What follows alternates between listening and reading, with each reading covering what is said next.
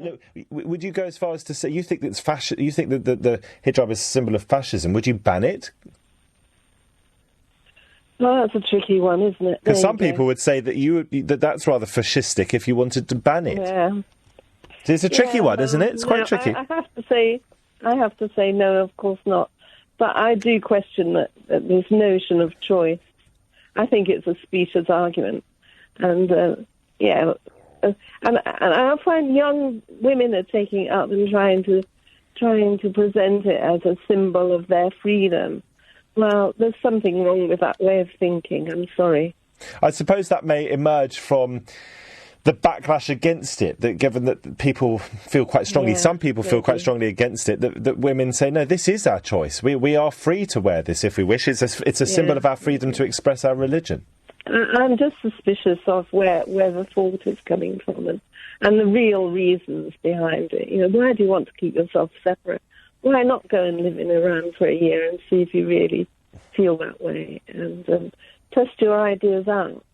But there is a big difference, isn't there? It is a political symbol. It's being used as a wedge to set us apart, and I think it's real. I just fear for the future. What about those British Muslims who have really long beards? Same. It's all symbolism. It's all symbolism of I'm better than you. My religion is better than yours. It's in my mind, it's a kind of a fascist thing.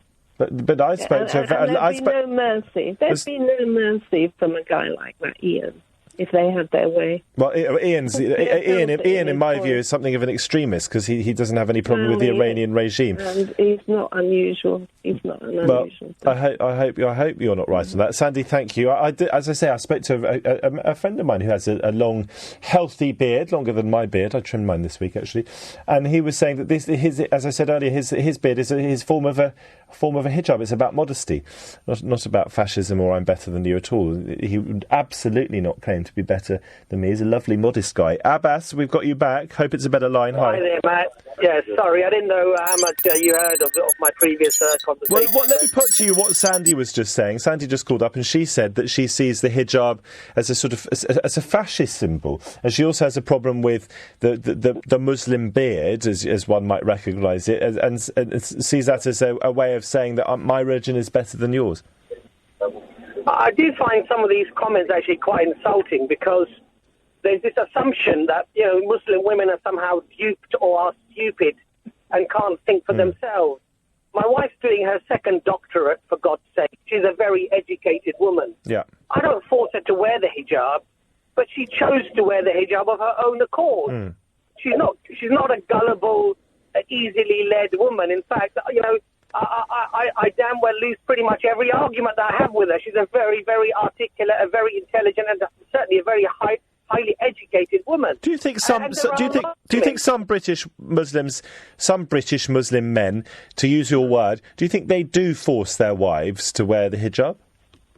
I think it's pretty much impossible to do that in England because unless you're going to cage somebody up and imprison them, they can easily go around the corner or go up the road and they can simply take the hijab off. No, but you know what I mean. In all cultures, and certainly in Britain as a whole, there are unfortunately a horrible number of instances of domestic abuse where, and it's not just men, it's also women as well, but I suspect largely men, where men emotionally abuse their wives or their girlfriends. So it's not as simple as being able to go around the corner necessarily and take it off, just as it's not as simple if you're not a Muslim at all, or if you're a Muslim and it's got nothing to do with the hijab. It's not as simple as going around the corner and just forgetting about the emotional abuse you're being subjected to. That's not how emotional abuse works.